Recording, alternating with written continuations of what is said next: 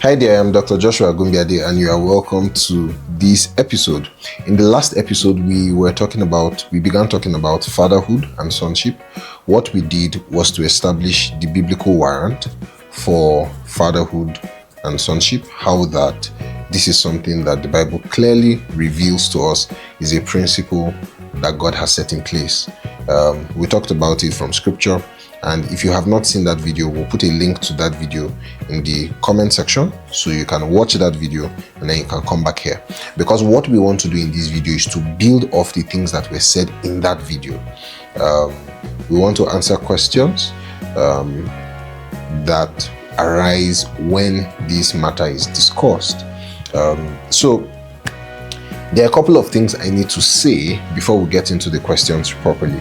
The first is I need to say that in that episode, what I did was I taught on what the Bible teaches ideally about fatherhood and sonship, which is to say that your father is the person who either gets you born again or disciples you in the basics of the Christian faith, brings you up as a son. I do know that it is not every case that is ideal. It's possible that someone got born again, maybe watching a preaching session or in church, and after the person got born again, the person didn't really have anybody to disciple the person or bring the person up. And so the person basically, read books, watched YouTube messages, followed a particular man of God from afar, and the person had been growing spiritually. But then this person gets to a point in his or her life where they realize that I need someone in my life for the manner of life, for consecrations, and for doctrine. And then they realize that they don't have anybody they can call father. They don't have anybody they can turn to for guidance, for leadership across the matters of life and destiny. And so many people, in my opinion, fit into that category of unideal cases. And so what I did was teach on the ideal cases. I did not talk on the unideal cases because I did feel like when we come to the question and answer session, we would be able to answer those questions as we go on with the Q&A. Now, part of what I would say as we go on, I have a couple of caveats that I want to give before we get into the question and answer, is to say that in a limited space, I put out a link and asked people to ask the questions that they had on these issues, fatherhood and sonship. And then a number of people asked questions. We have close to 50 questions or more here that people have asked. And so we're going to be using these questions as a handle to respond to the common objections and misunderstandings that people have about the subject. That's the first thing I would say. The second thing I would say is I asked people to ask me questions. So these questions were questions that people asked me. They are not generic, they are specific to me. And so I'm going to be using my little experience and what I have gleaned from relationship with my father in the Lord and other fathers around my life to answer questions along these issues. What I am saying is it may not be the only way to go about it. The things I would say may not be the only way to go about these issues. But this would really certainly be helpful. So people asked me questions. They are specific questions to me. And so I'm going to be answering them in that specific sense. I'm not going to be answering them in the general sense. I would be answering them in a specific sense. And so I would want to say finally that I am not an authority on these matters. I do not claim to be. I have little experience in these matters. I have also related with my father in the Lord for at least 10 years now, and other fathers in the faith. And so I have gleaned from the experience of many people. And so I do not claim to be an authority, but I believe that these things will be really, really helpful. Finally, I may not be doing a lot of Bible reading and application now because we did that in the previous episode. Of course, even in that episode, it was not exhaustive. We tried to keep it short, so we didn't read a lot of passages, but I think that the passages that we looked at were helpful in establishing the point. In this episode, what I'm going to be doing sharing practical things that will help you if you have questions. I believe that your questions will be answered. At the end of this episode, if you have other questions, please feel free to leave them in the comment section. There is a Q&A live session that I'm going to do very shortly, and I'm going to do it addressing the questions from the first video that we put up about the minister and social media, and from this, that's going to be a live session that we're going to have. We'll let you know the details for that shortly. On that live session, I would also be happy to answer any other questions that people generally have about Christianity, about faith, about doctrine, what have you. So if you are not subscribed to this channel, this is a good time to subscribe to the channel. It's going to be really helpful for you, I would imagine. All right, let's get right into it. So the first question is, someone says, in the story of Elijah and Elisha, it was said that Elisha was Elijah's personal assistant, and apart from that fact, Elisha saw Elijah take him up. That was why he got Elijah's mantle. What about if you don't have that kind of personal assistant relationship? Now, in that last video, I did say that the way that fatherhood and sonship works in ideal settings is that there should be proximity. I realize that there are many non-ideal situations where people live in different parts of the world. You don't live in the same setting as your father. But as much as possible, you should try to bridge the divide. You should try to bridge the gap. You're staying in a different country, reach out very well, reach out very frequently, ask lots of questions. I did say to you that when you study the person's life, then you'll be able to ask questions in the light of what you see. But if it is the case that you are not around the person, you want to ask as many questions as possible. Ask as many questions, glean from the wealth of the person's knowledge. If you cannot ask questions, then how is the person your father? You know, if you cannot ask these real questions, how is the person your father? So I think that ideally there should be proximity. There should be proximity, but then that proximity is meant to be leveraged so that you can notice the way the person lives his life, and so that you can ask questions. And if you are not in that immediate environment, you can't try to bridge the gap. I have had people come from different parts of the country to see me, you know, because at some level there is something that this physical proximity does, you know. There was a point in my life where I wasn't living in Jos. I moved for about a period of 2 years. I was out of Jos, and there were certain things that I needed to discuss with my father in the Lord that I didn't feel had to be or could be discussed over the phone. I was somewhere in the southwest of Nigeria. He was in Jos. I traveled back to Jos like 2 or 3 times to see him, to have these conversations. So I know that it's a sacrifice, but once in a while, you should try to meet up with this person as much as possible. If the person that you submit to, your father in the Lord, is a preacher, he's coming to a city near you, you want to be there, you know, you want to meet with him physically. And again, I'm assuming that your father in the Lord knows you. That's an assumption that I'm taking for granted. Because if your father in the Lord does not know you, he is not your father in the Lord. Your father in the Lord cannot be someone that you only see on YouTube or on TV. He has to know you. There has to be a relationship. There has to be a relationship. If there is no relationship, all you have is that people send emails. You send him an email, he replies with an email. You send him an email, he replies with an email. Well, I wouldn't know how that works, but there should be a relationship as much as possible. So if you have proximity with your father in the Lord, then part of the things that relationship affords, it affords you the opportunity to learn at close range. You know, it also affords you the opportunity for service. People don't like to say this because it gets abused a lot, but Apostle Paul says that Timothy has served with him in the gospel as a son with a father. He has served with him. It means that the son, ideally, as he grows, should begin to serve with the father. So it affords you the ability for service in the same way that Elisha and Elijah served together. Okay, so it's important that that kind of service comes into focus at some point as you grow on in your relationship with your father.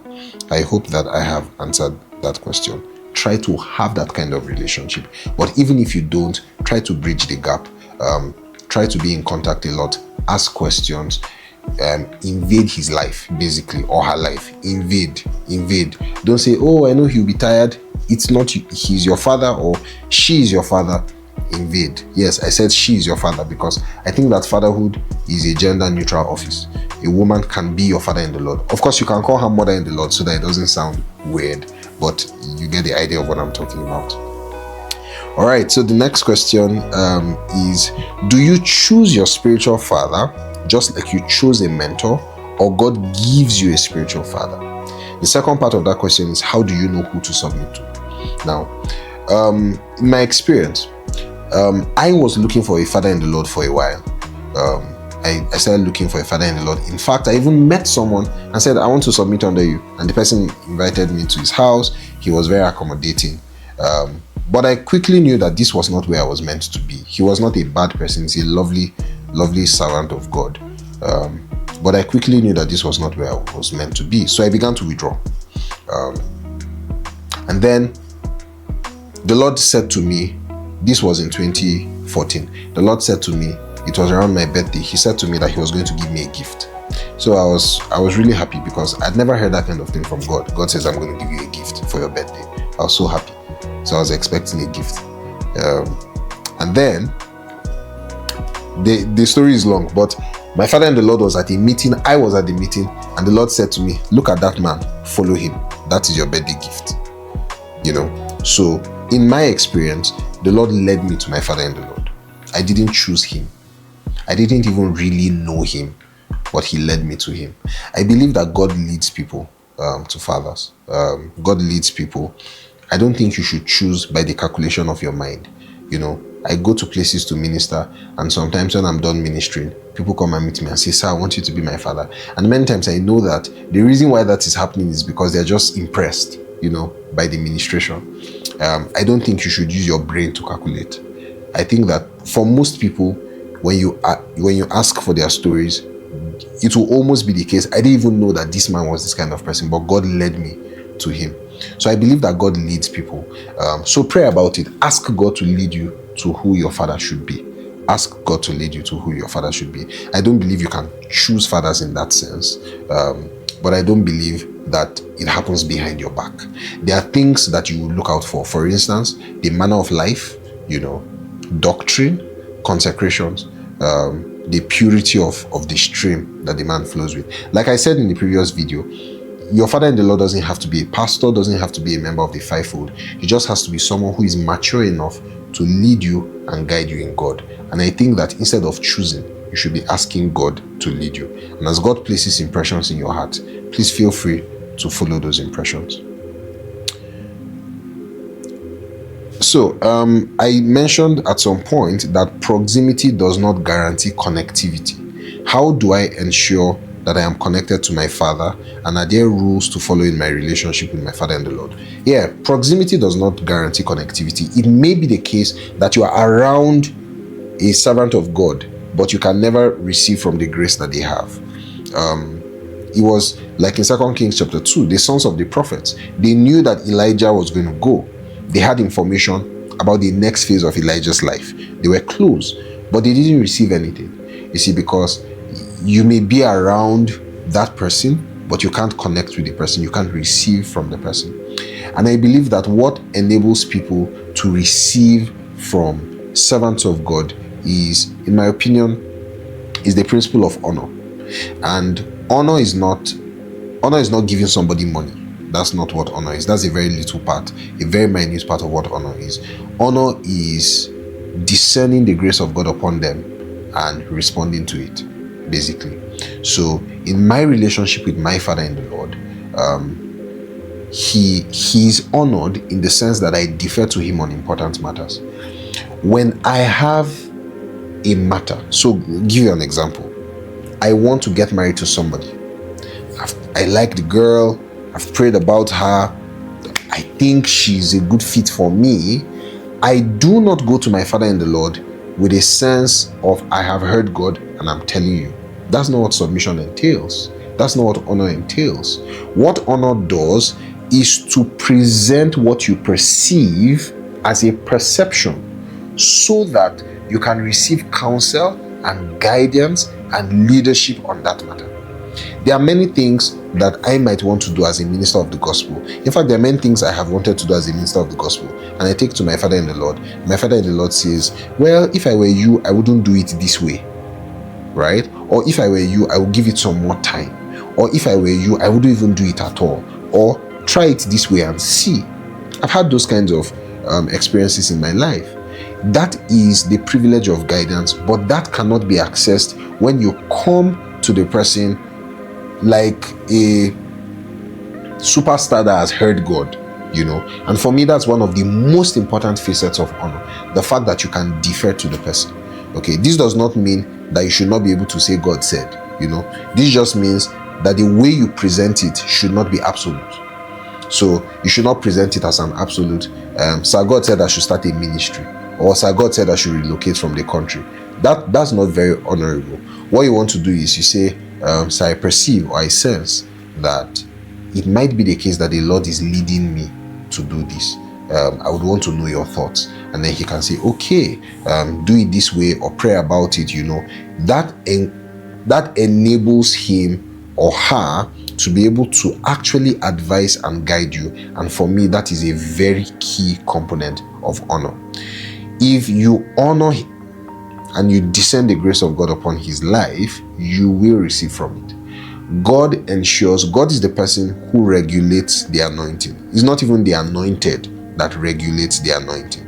But one of the things that God uses in order to ensure connection between men, between what a man of God carries and what you should receive, is this principle of honor. And I'll say that you should allow the principle of honor to guide your relationship with your father in the Lord. Again, I know that there are abuses on this matter, but as we answer other questions, we'll probably come back to mention these things. I know that there are abuses. There are people you cannot sit where your father in the Lord is sitting. You have to kneel down before him. You have to give him a lot of money. There are a lot of abuses around these issues, but I would say that biblical honor is not any of those extremes. So we can throw away the extremes and retain the substance, which is that there is a principle of honor in order to receive from what your father carries, and it is very, very important. All right, so someone asked, can I assume that I am your son just because I am a church member? Well, the answer to that question is dependent on how you use the word son. In 1 Corinthians chapter 4, we saw that Apostle Paul called the church of Corinth his beloved sons. And he says, you are my beloved sons because I have begotten you through the gospel. So there is a sense in which your pastor is your father. It's the way that the word is used. There is a sense in which you are his son because he is your pastor. But that doesn't necessarily mean he's your father in the Lord. Doesn't necessarily mean that. In fact, it is possible to be submitted to a pastor and be submitted to a father in the Lord at the same time. And it can work. It can work. There are many people who have those kinds of relationships. You attend a church where you are submitted to the teachings of the house and the pastor in the house, but you have a father in the Lord that guides you and leads you and all of that. Those things can work. So it is not the case that automatically your pastor becomes your father in the Lord in that sense. It's not the case. You can ask your pastor to be your father in the Lord. You can say, I want to have a closer relationship with you, where you can watch over me as a father. But it should not be assumed. Now, this is important because I have, in my own experience, I never asked my father in the Lord to be my father in the Lord. What I did was I just began to relate with him as my father. And till today, we've not talked about it. I don't know whether he has not even accepted me as his son. That's a joke. All right. But we've never had that conversation. So can you be my father? No. I just became a son to him, And there is how to be a son. There is how you carry somebody along with what is going in your life. There's how you defer to the person. There's how you listen to the person. You seek counsel from the person. When you bring these tokens of honor to the person, obviously it becomes clear that this person is more than an acquaintance. He is a son. And then he can also assume the role of father. I know that for some people, you have to verbalize it and say, I want you to be my father in the Lord. That was not my case. That's not the case. That's not my experience. Okay, so I'm not even saying that you necessarily have to. I'm just saying that you should not assume that you are a son simply because the pastor is your pastor. I hope you get that. The second question is, what are the duties of a son? How can I stay connected? So I've talked about this a bit. The duties of the son: serve with your father in the gospel. Serve with your father in the gospel. Find ways of service to your father as much as it lies within your present capacity to do. Don't kill yourself. I know some people, don't break yourself because you want to do particular kinds of service or you want to sow particular seeds. With what is within your capacity and what you can do at the time, you can find particular modes of service that are available to you. At some point in your life, the only thing you'll be able to give in service is your time. At some point in your life, the only thing you'll be able to give in service is your ingenuity, your wisdom. Maybe you have a skill or something. At some point in your life, you may be able to even give money in service, so you want to serve at the place where you are. Those would be the duties of the son to the father. The duties of the father to the son is he's meant to teach the son doctrine, he's meant to guide the son, he's meant to lead the son, he's meant to teach the son the manner of life, and he's meant to show the son consecrations. The foundation of that son's life is meant to be built by the father, and the superstructure that makes for manifestation is also meant to be guided. The father is also meant to guide him into that superstructure for the manifestation of his destiny. So that would be the functions, if you like, the role of a father, and that would be the role of a son. So someone asked the question, I want to ask if as a son or a daughter of my father, how do I handle not receiving a response from my father on an issue that is very important to me? I needed to confirm a situation with him, but I never got a response from him about this. How do I handle this? Now, a couple of things to say. First of all, if I want to assume that most of the people who sent in these questions, like I said, they send them to me. So I'm a pastor. I pastor a church, and so I watch over a number of people, and there are a lot of people. Okay, there are a lot of people. It is very possible that your father forgot. It's very possible that your father couldn't respond at the time. It's very possible there are 1,001 reasons why your father may not have given you a response to this thing that was very important to you. So what I tell people to do is, do not assume the worst, assume the best of your father. If this person is your father, then you should trust that he has your best interest at heart. So assume the best of your father, and what you do is you keep reminding him. Sometimes you let him know the gravity of the situation. I've sent my father in the Lord a message and I say, sir, please, this is very urgent. I've done that kind of thing before. So say, good morning, sir. Sir, please, this is very urgent. Sir, this is what I'm going through. When can I see you, please? If he doesn't respond, I send a follow-up message. Sir, please, I need to see you, or please, I need to talk with you. I have traveled from Ondo State to Jos to see my father in the Lord. My father in the Lord told me to come. When I got into Jos, my father in the Lord had traveled out of Jos to Abuja. So he told me to leave Jos and come and meet him in Abuja. I left Jos and went to meet him in Abuja, and I still didn't see him. I was there for 3 days and I didn't see him, and then I had to go back to Ondo State. All right, but it was for no fault of his.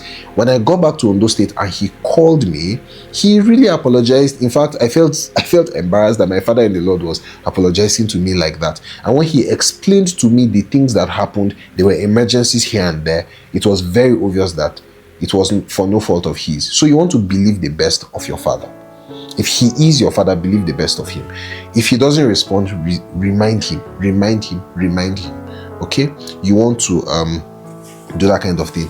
Do not get offended. Don't get offended. Offense will block the flow of grace, right, from the father to the son. Jesus says, blessed is anyone who is not offended in me. Don't get offended. Offense blocks the flow.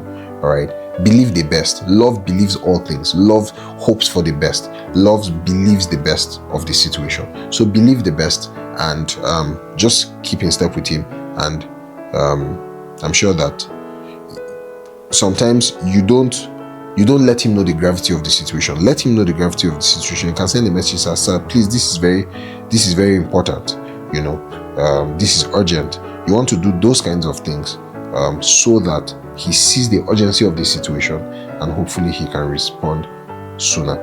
Again, this is in a case where he knows that he is your father, right? Because there are certain people who think that this person is my father, but the person doesn't know. They don't know why this person is this open with them, so however you want to work about it, find a way to work around it. Thank you so much, sir, for this opportunity. How do you draw the line between fatherhood and being friends with your father in the Lord?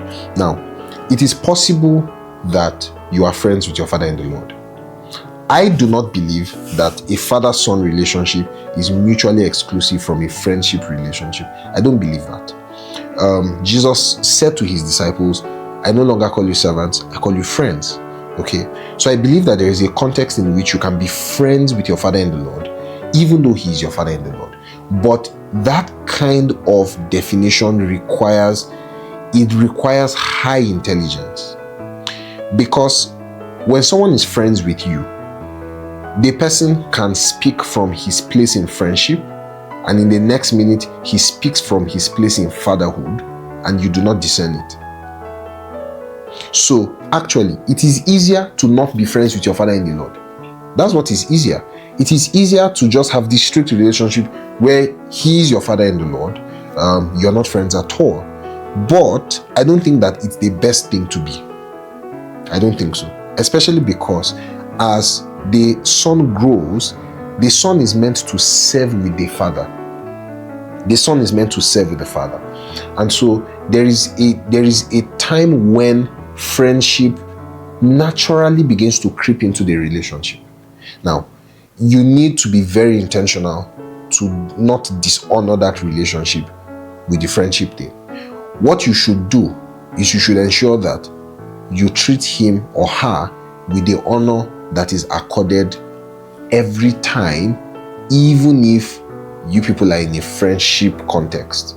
Maybe you're hanging out or you traveled or something, whatever the case, and then you're at a vacation or something. You still want to treat him as your father or treat her as your mother in that sense, so that it's better for you to defer to the fatherhood side of the relationship than to defer to the friendship side when he's actually speaking from a place as father. So I don't think that it's impossible to navigate. It is possible to navigate, but it needs a lot of wisdom and a lot of intentionality so that you do not blur the lines. Next question, must one have a father? The answer is no. You must not have a father. Must not. That question, in my opinion, is a loaded question, because when you say must somebody do this, it's very loaded. Must one be born again? The answer is no. Must one go to heaven? The answer is no. Must one fulfill destiny? The answer is no. So if you ask, must one have a father, there's a technical way to answer that question. I don't want to answer it technically because I get what this person is saying. No, you must not have a father. Okay? In fact, there are certain periods in your life when it's possible that God has not led you to who is your father. But then you have elder brothers. You have people who have gone ahead of you, who can fulfill this fatherly role even if they are not your fathers. There are people around me, I know that I'm not their father, but I'm more like an elder brother. I help them with things, with situations, with questions and all of that, even though I know I'm not their father. So you must not have a father, but you should be accountable to somebody at every period of your life.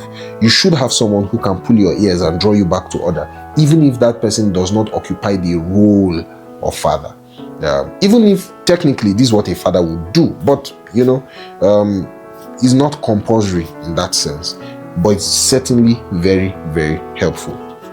The person says that I've heard stories that have made me not want to submit to anybody. I understand. There are abuses. People abuse people in every kind of relationship. There are abuses in marriage. There are abuses in business relationship. There are abuses even in academic relationships. But you're still going to school. The fact that your friend's project supervisor was a a wicked man doesn't mean you will not write a project. Okay, so don't focus on the negative reports. There are good people out there, and you should trust God to lead you to someone. Someone says, can I pick only one aspect of life to be fathered through? No, that's a mentorship relationship. So you can have a mentorship relationship and say, oh, I'm a photographer, mentor me in photography. That's a mentorship relationship. A fatherhood relationship is all encompassing. It's doctrine, it's manner of life, and it's consecrations.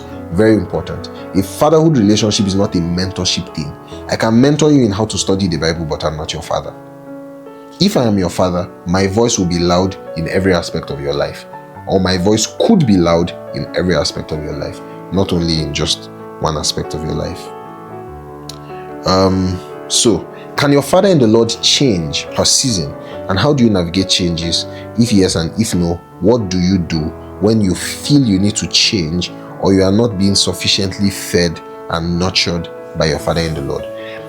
My answer to this question would be yes. I think your father in the Lord can change, but I don't think it happens very often. So for example, I have a father in the Lord. I am the father in the Lord to certain people, right? So if I go to be with the Lord now, I die and go to heaven today, I don't expect them to be fatherless all their lives. I expect them to submit to someone else, because I cannot be fathering them from heaven. I'm going to be fathered by our Almighty Father. So I can't be fathering anybody from heaven. I can't be helping you through your life decisions when I'm in the presence of God, in the very presence of God. So I'm going to expect that they have someone else in their lives that they can submit to, be accountable to. So that is at least one situation where a father in the Lord can change.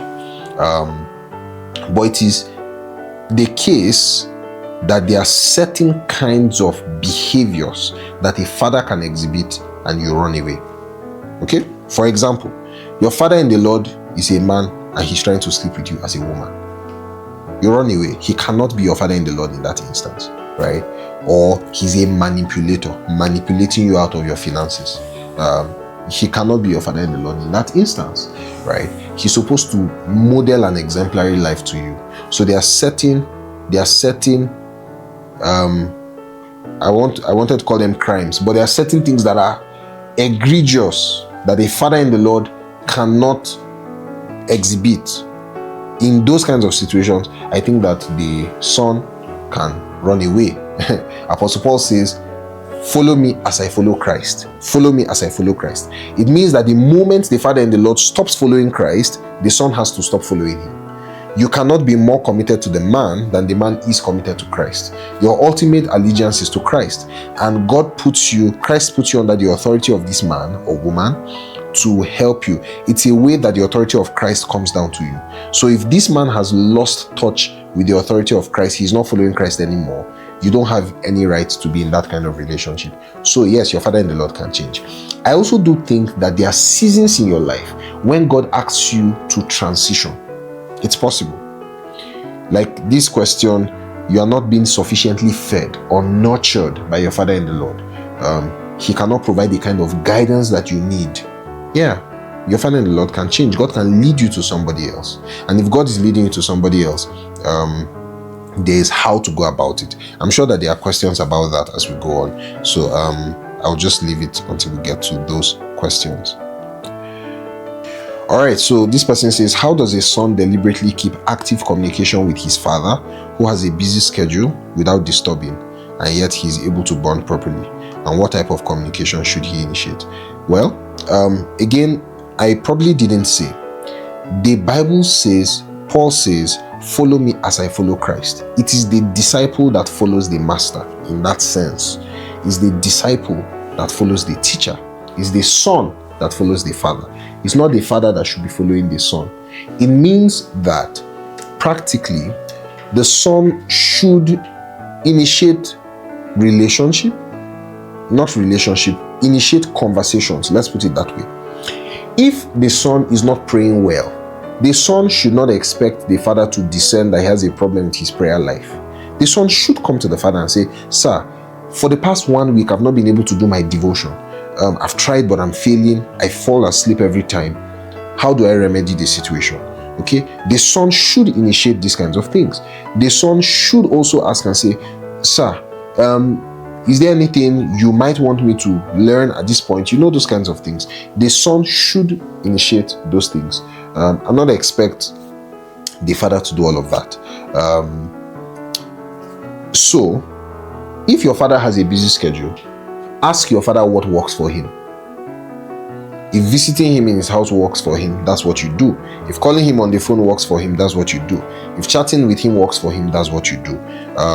It's going to depend on what works for your father in the Lord. That's what you do. Okay, so someone says, these things work.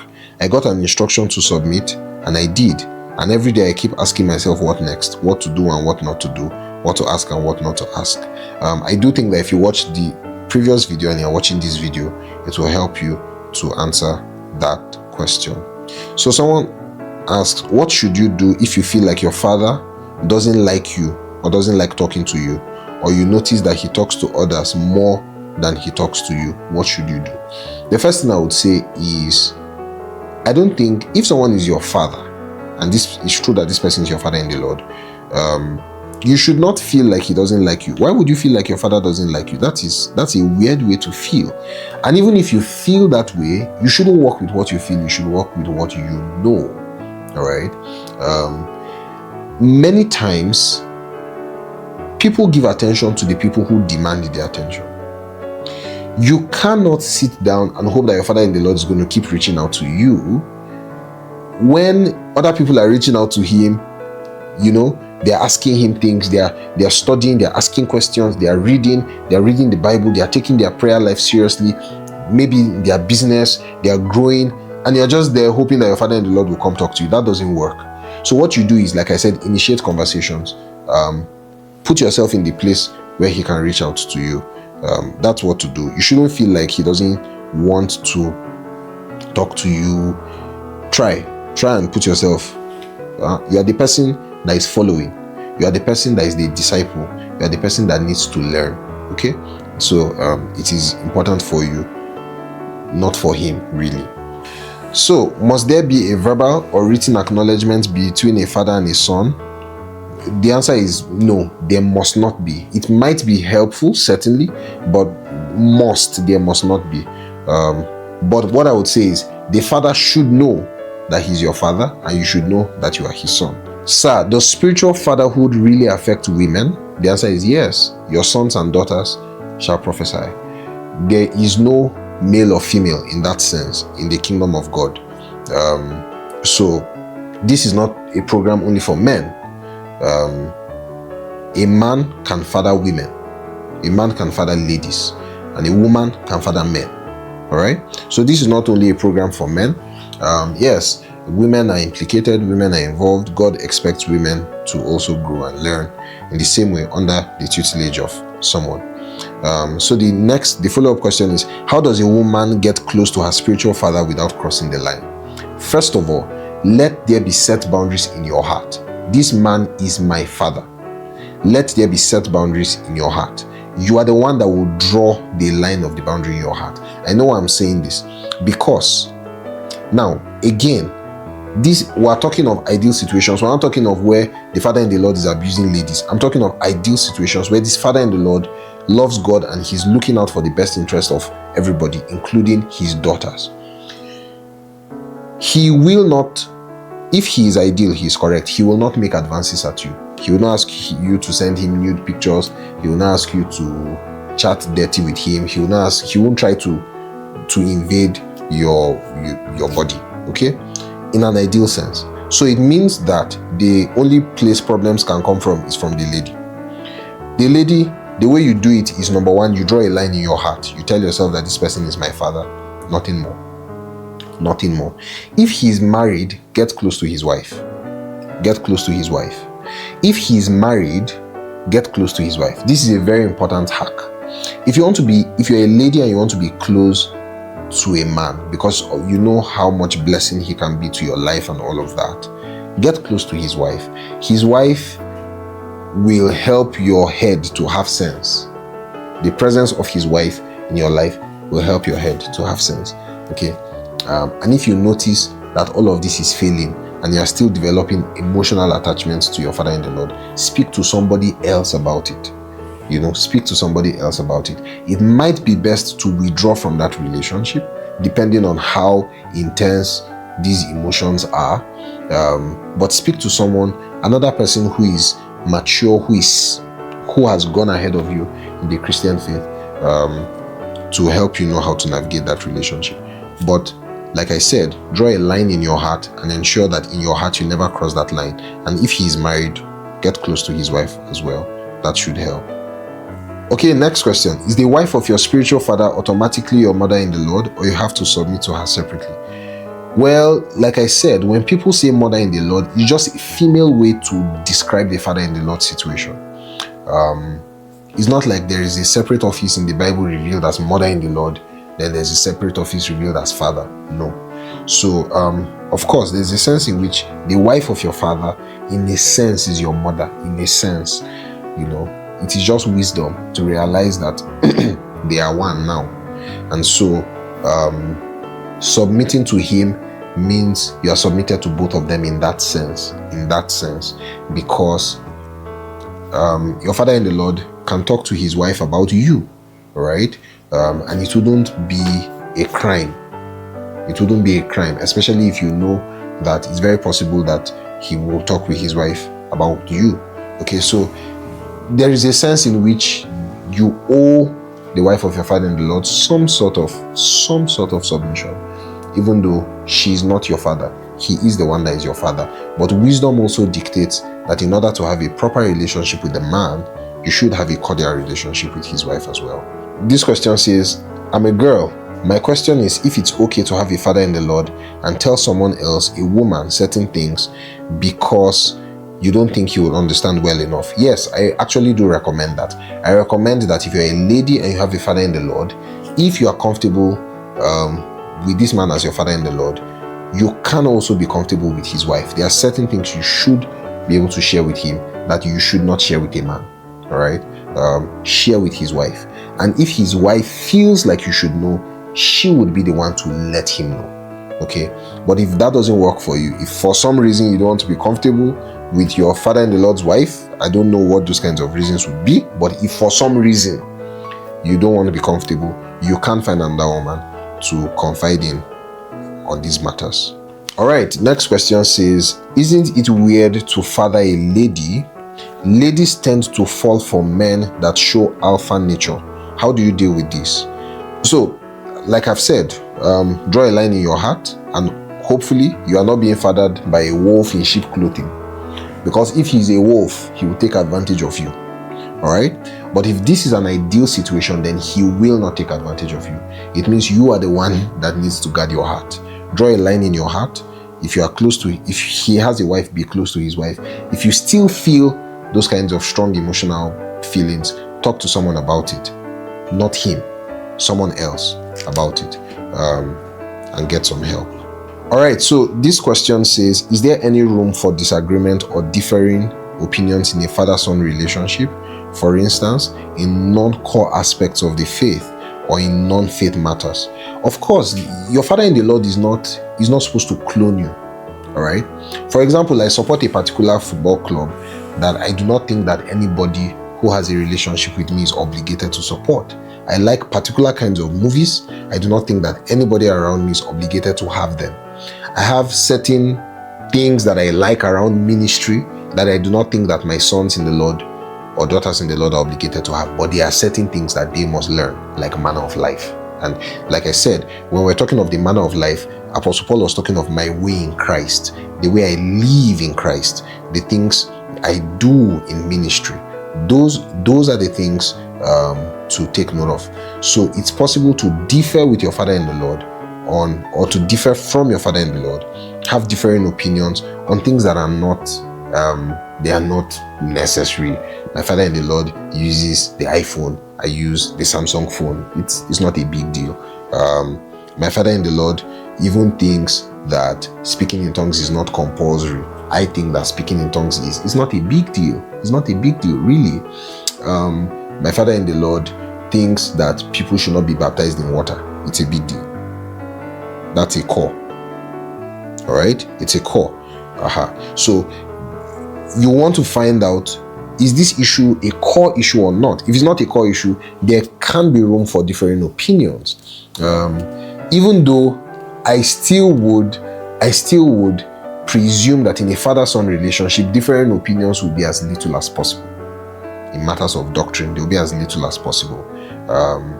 I have had opinions where I felt my father in the Lord was wrong on a matter, and I was right from the way I understand the scripture. So I went to him. This has happened more than once. So I went to him. I'm like, sir, I've heard you teach this, but when I was reading the Bible, this was what I learned. This was my interpretation of this verse. Please, how do you reconcile your position with this thing I think is true? And every time my father in the Lord has clarified, and every time I have been wrong. Every single time I have been wrong. But the beauty is I was able to meet him and talk to him to say, I have a differing opinion. Again, the way I presented it is honorable. I didn't come to him and say, sir, this thing you said na lie. Look at what me I saw. This is the truth. No. There is an honorable way to say, sir, this is what you taught.